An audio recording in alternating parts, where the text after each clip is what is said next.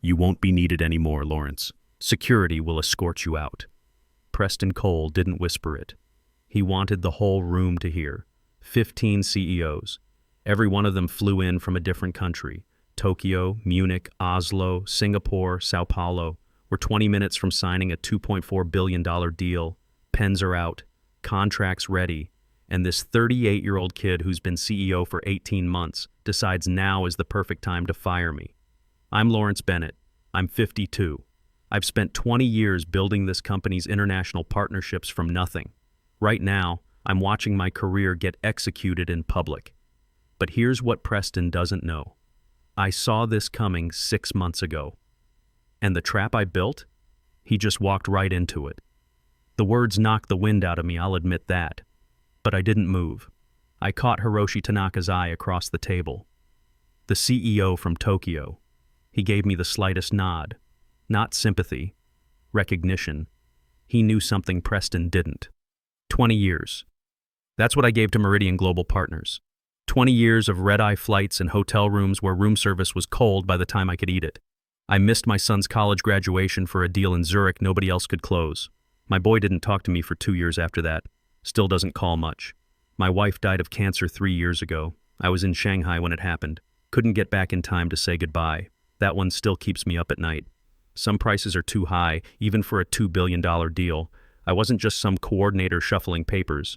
I spoke enough Mandarin to negotiate without an interpreter, enough German to catch the mistakes that would have cost millions. My job was building bridges between cultures, contracts, and trust. You know how long it takes to build that kind of trust? Years. Not months. Not LinkedIn connections. Years of handshake deals and steakhouse backrooms. Early morning golf games where the real negotiations happened over the back nine. Late night whiskey meetings where we hammered out details nobody else even knew were problems. Preston Cole was everything I wasn't. Where I listened, he talked. Where I planned for actual problems, he planned photo ops. The kid had been riding on deals I'd closed long before he learned how to spell memorandum. I heard him once in the hallway, didn't think I could hear. He told someone the company needed digital native leadership. That's code. Means I'm too old. Means my 20 years of experience doesn't matter because I don't have 50,000 LinkedIn followers. Here's what kills me. Preston kept using these buzzwords. Instagram-ready executive. Disruptive thinking. You know what disruption means to guys like Preston? Breaking things that already work. Then acting surprised when it all falls apart. Now he was making his move. Right here. In front of 15 of the most powerful decision makers in global business. This wasn't just about firing me. It was about humiliation, about showing everyone that the old guard was finished. I didn't stand up right away. My eyes went to my chair at the head of the table. Preston's leather portfolio was already sitting there, open to his notes. He'd been planning this for weeks, maybe months. The heat in my face wasn't embarrassment. It was anger, the slow burn kind, the kind that comes when you realize someone weaponized your own event against you. I stood up slowly. Every eye in the room was on me. The air felt different, colder. Let me back up. Tell you how I got here. 20 years ago, I was a junior associate with an engineering degree and a head full of international business theory I'd never tested. I was 32. Most people thought I was crazy leaving a stable engineering job to chase deals in countries where I barely spoke the language. I spent my nights learning languages, mornings on conference calls with time zones I couldn't track without 3 clocks on my wall. By year 3, I could switch from English to Mandarin to German in a single conversation. I caught the small things, the things that saved contracts from falling apart. I built my reputation on the hard deals, the impossible ones. There was this negotiation in Shanghai, 23 hours straight. We were stuck on one clause about intellectual property rights. The Chinese side wouldn't budge. Our side couldn't give any more ground. At hour 22, I was so tired I could barely see straight. But I caught something. A mistranslation. One word. The interpreter had used the wrong term for license versus transfer. I stopped everything. Called for a break. Spent 30 minutes with their legal team explaining the difference. Once they understood we weren't trying to take ownership, just license the technology, the whole thing unlocked. We shook hands 5 minutes before the deadline. That's the kind of work I did. Not sexy, not Instagram-worthy. But it's what built this company's international business from $200 million to $3 billion in annual revenue. Preston stood on a stage 8 months ago, Accepted an internal excellence award for a Munich deal. My deal. The one with Klaus Hoffmann. That project had been minutes from collapse. I'd caught a mistranslation in the penalty clause at midnight the night before signing. Saved the whole thing. Preston never mentioned my name in his acceptance speech. He never had to. The applause washed over him. I sat in the back, knowing I'd just saved his career from its first real failure. Now here we are, standing in the Astor ballroom. Preston thought he'd just taken everything from me. He had no idea what he'd just done. I picked up my briefcase. The leather was worn from 20 years of international terminals. Inside was a small titanium case, no bigger than a car key, military-grade security.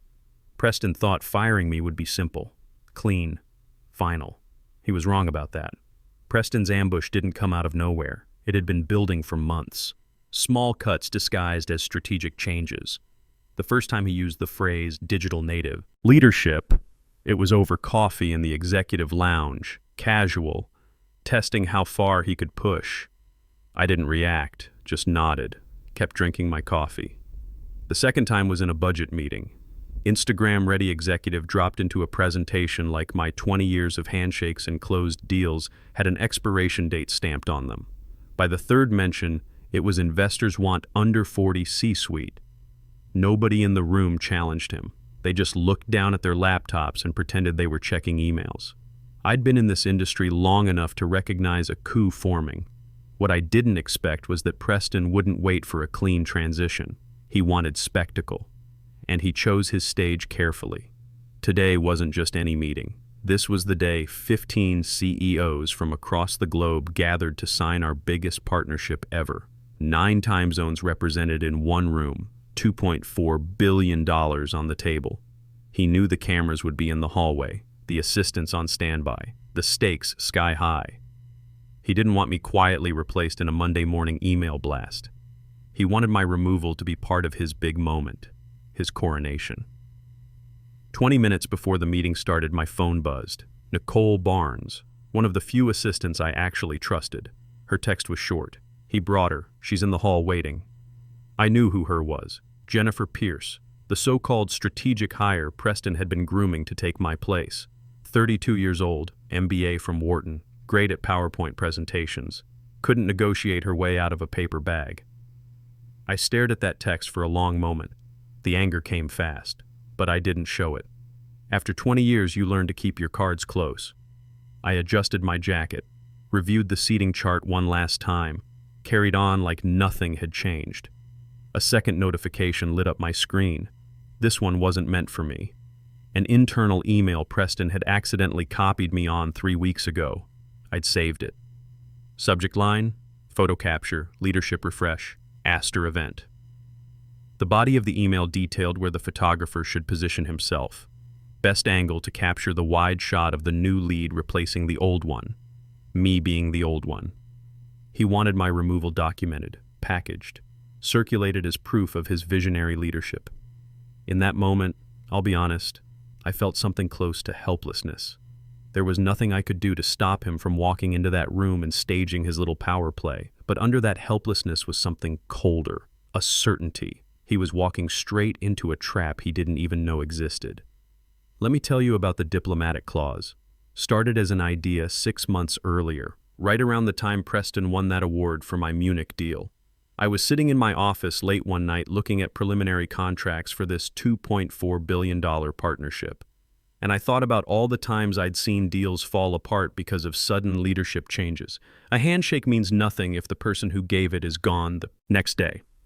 Trust evaporates, the whole thing collapses. So I drafted some language. Simple, neutral, professional. If the principal liaison named in this agreement is replaced or removed at any point before final signing, all memorandums of understanding are automatically void. Void. That's the key word. Not subject to renegotiation. Not requires mutual consent to modify. Void. Dead. Over. The clause didn't mention me by name, but in every draft, every revision, every preliminary document these 15 CEOs signed, I was listed as the principal liaison. Here's the thing. I couldn't present it as self-protection. That would have raised red flags, made people nervous, so I framed it differently. I made it about respect for their time and resources. I used every tool I'd built over 20 years. When I talked to Hiroshi Tanaka, I used soft, careful Japanese, explained how this protected his company's investment. With Klaus Hoffmann, I used clipped, precise German, emphasized the risk mitigation aspect. With the Beijing delegation, I used Mandarin and talked about guanxi, the importance of relationship continuity.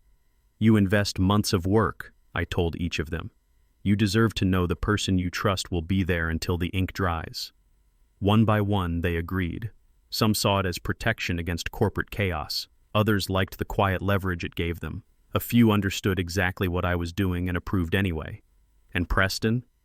He signed off on the contract drafts without a second look, too busy with branding mock-ups and press releases about our bold new direction. The clause was buried in paragraph 9, under mutual obligations. Preston never read past the executive summary on anything. I remember when Hiroshi lingered after a video call. His voice dropped low. Lawrence-san, if he tries to push you out, we will leave the table. All of us. No drama, just a fact. That's the kind of loyalty you can't buy with LinkedIn posts or Instagram stories. You earn it. Over years. Over deals where you protected their interests like they were your own. The diplomatic clause was only the first lock. The second was smaller, more personal. Every MOU on that table looked final, pages thick with clauses, signatures already in place from each CEO. But those were drafts, legally binding in appearance only. The real enforceable versions required one last thing, my encrypted digital signature. Without it, those documents were just expensive paper. That signature wasn't stored on any company's server. Never was. It lived on a hardware security token, the one in my briefcase. The titanium case I mentioned earlier, I carried it everywhere. Zurich, Tokyo, Sao Paulo, Shanghai, even today. The system was my idea. Came up 3 years ago after a close call. We almost had a competitor slip in a falsified approval while I was in transit between Munich and Singapore. Would have cost us $400 million if our legal team hadn't caught it at the last second. After that, I went to our attorney, Diane Foster. Smart woman. We designed a secure signing process together. Once my token was authenticated and my passcode entered, the signature would timestamp the final contract. Iron-clockable, verifiable, legal. If anyone tried to access the files without authorization, the system would flag it immediately. Alerts would go out to my personal attorney and an external law firm we kept on retainer. The best part? The system was approved and implemented 3 years ago, before Preston's time.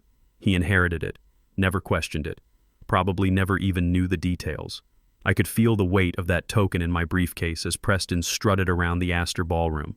He thought firing me in front of 15 CEOs had stripped away every bit of leverage I had, every thread of influence. But influence doesn't vanish when you leave the room, not real influence. It follows the chain of trust. And I still held the final link. The moment I stepped away from my chair, something shifted. I didn't speak, didn't protest, just pushed my chair in with the same care I'd used setting up the room hours earlier. That silence meant something. If you've been in enough boardrooms, you know that silence means something's about to go sideways. Around the table, pens that had been hovering over contracts slowly lowered. Pages that had been spread open got drawn together, stacked neatly. I caught eyes meeting across the oval. Quick glances. Calculations happening in real time. Preston didn't notice. Or maybe he noticed but thought it was deference, respect for his authority. He moved into my seat, started flipping through the MOUs like a man who'd already won. "Let's proceed," he said, trying to sound confident, trying to recapture the momentum I'd built over 6 months of careful negotiation. But momentum is fragile. It lives in trust. And the trust in that room had just walked out with me. Preston spent the first few minutes reciting boilerplate. Standard language about partnership objectives and revenue projections. Stuff anyone could read off a page. Then Bjorn Larsen spoke up, the CEO from Oslo. He leaned back in his chair. His voice was calm, direct.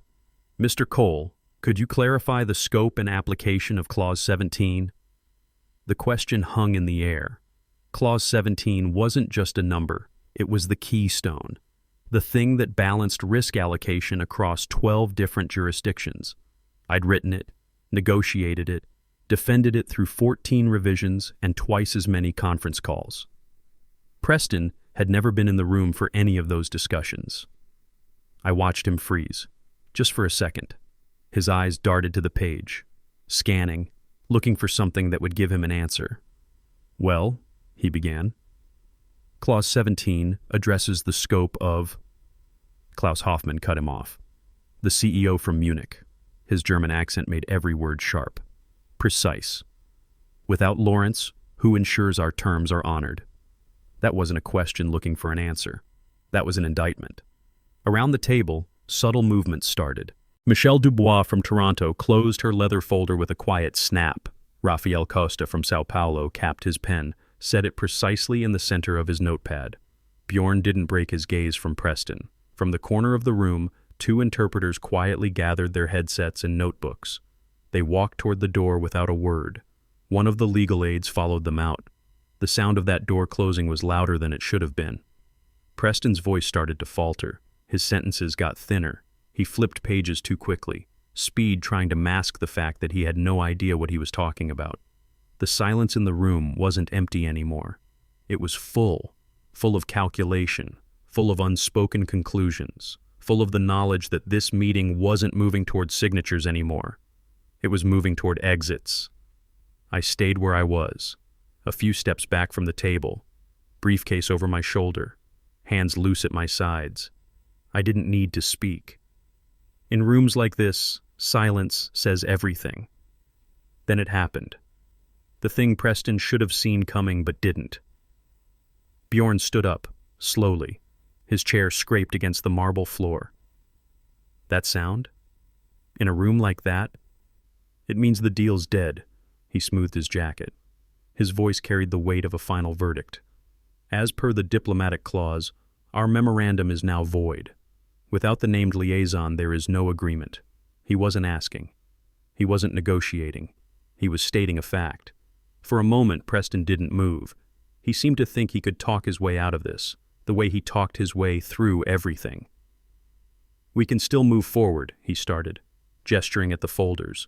"We have consensus on the—" But Bjorn was already closing his briefcase. He walked toward the door without another glance. That was the crack in the dam. Rafael stood next, muttered something to his aide in Portuguese, followed Bjorn out. Michelle leaned to her interpreter, nodded once, started gathering her papers.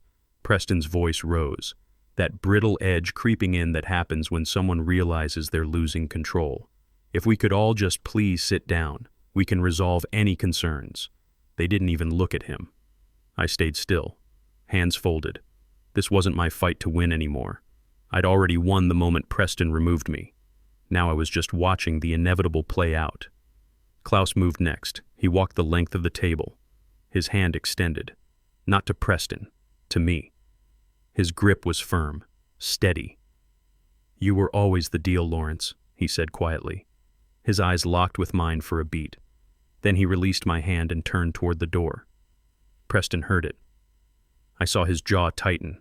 Something like panic flashed behind his eyes. Near the end of the table, Michelle stood but didn't take her pen with her. She set it down in the center of her open folder, ink tip facing away from her. In certain circles, that gesture is understood. The pen left behind means the deal is over, permanently. Preston saw it too. He stepped toward her, voice cracking slightly. "We can fix this. Just give me—" The door closed behind her before he could finish. One by one, the seats emptied. Tokyo, Singapore, Sao Paulo, London, Sydney, Dubai, Shanghai, Seoul, Paris, Mexico City, all 15 of them. Not a single one stayed. What remained at the table were untouched water glasses, scattered translation headsets, and the faint echo of expensive shoes on marble fading down the hallway.